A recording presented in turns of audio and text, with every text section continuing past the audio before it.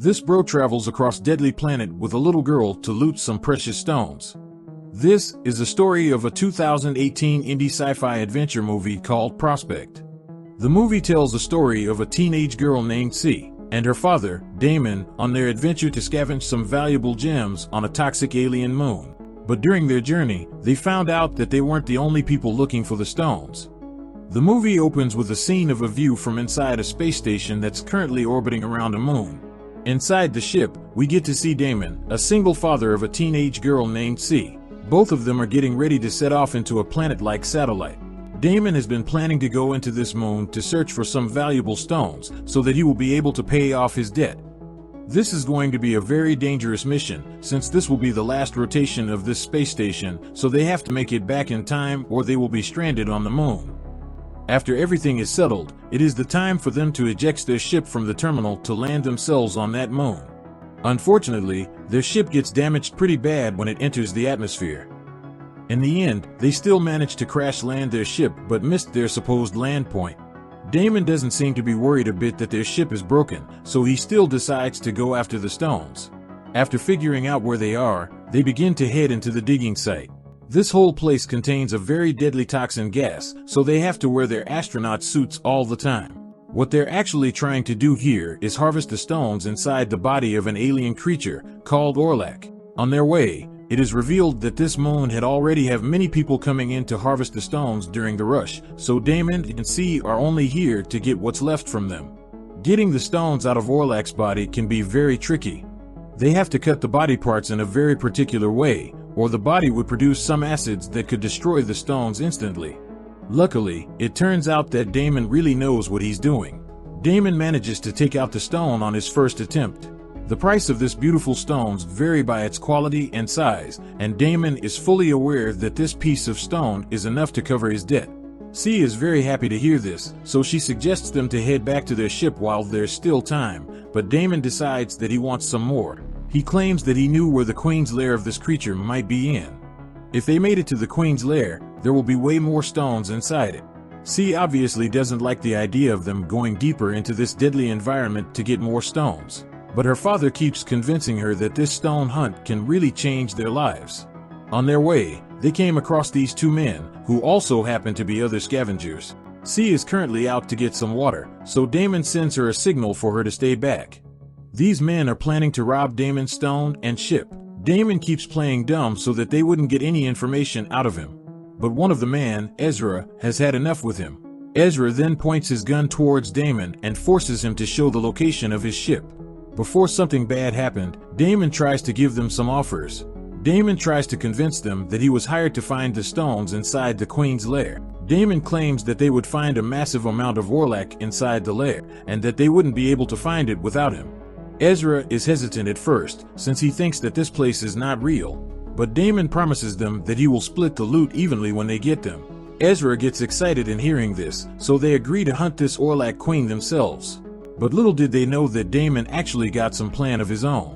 He's planning to rob their stones when he has the chance, so he asks C to grab a weapon and quietly follows them from behind. When Damon gives her the signal, C comes out of her hiding spot and points the gun at them. Ezra and his friend have no choice but to surrender, since both Damon and C are pointing their gun towards them. Damon then tries to take away their stones. But when he is distracted by the beauty of these stones, Ezra's friend quickly grabs his weapon to shoot Damon, but Damon and C start to shoot him too, leaving only C and Ezra alive. C is out of ammo, so Ezra actually has a chance to shoot her, but he decides to let her escape into the woods. C really got herself in a very tough situation. Her dad was shot dead, her ship is also busted, and she is now left stranded on a deadly moon with a stranger that could end her life anytime. C becomes so desperate that she just decides to have some fun by jamming to songs and throwing away her food supply. Eventually, Ezra made it into her ship, without knowing that C had been waiting for him on the inside. When Ezra enters the ship, he immediately gets shot by C. While Ezra is bleeding out, he asks C to either help or end him now. Although Ezra is friends with someone who just killed her dad, C thinks that she would have a better chance to survive with him, so she decides to help him anyway. During this time, Ezra also reveals that he actually came to this moon with a whole lot more crew, but they ended up fighting for the stones with each other. That's why their ship also broke down. Ezra then plans to find this Queen's lair that C's dad was talking about. Once they find them, they are gonna try to steal the ship of the people who hired her dad. Since her survival depends on Ezra, C has no choice but to follow his lead. On their way, Ezra finds it difficult to walk for such a long distance since his injury has gotten worse. Moments later, they see this mysterious person who has been watching them in the distance. Ezra thinks that the person might be a part of some nearby scavengers. Ezra then decides that it would be a good idea to ask them to treat his arm. When Ezra and C arrive at their camp, this community is surprisingly welcoming towards them. They promise Ezra that they have what he needs to treat his injury. It turns out that the chief has an offer of his own for Ezra.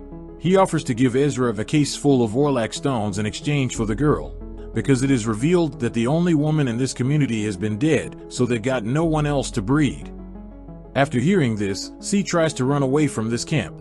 Although she is being chased by one of the members of this group, she still manages to lose her pursuer. At this point, C is just trying to get away as far as possible without knowing where to go. Suddenly, her communication device picks up some signals.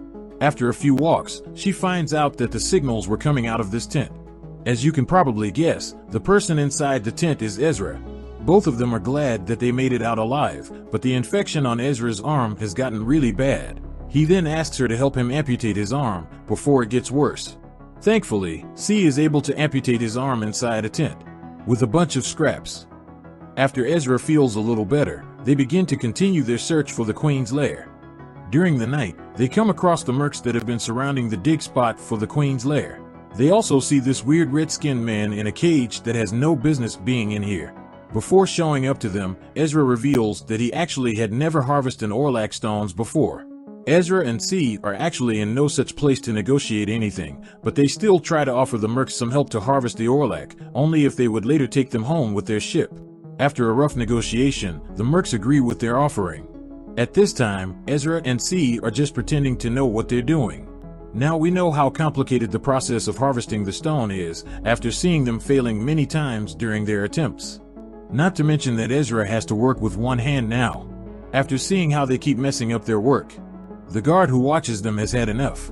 But when the guard is about to shoot them, Ezra hits the guard's leg and throws his face into the dig hole. All the other guards then start to come after them. Ezra uses an explosive to blow up the dig spot as a distraction, while he and C are running towards the woods.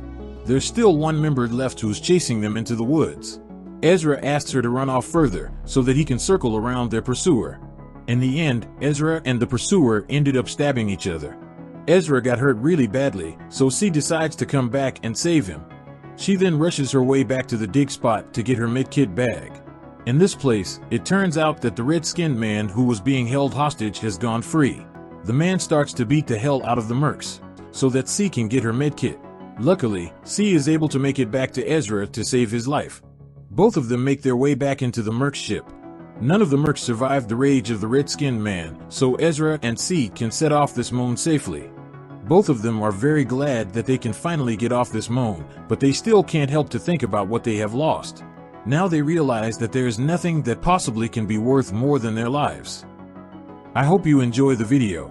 Leave a like and comment, and don't forget to subscribe for more cinema recapped.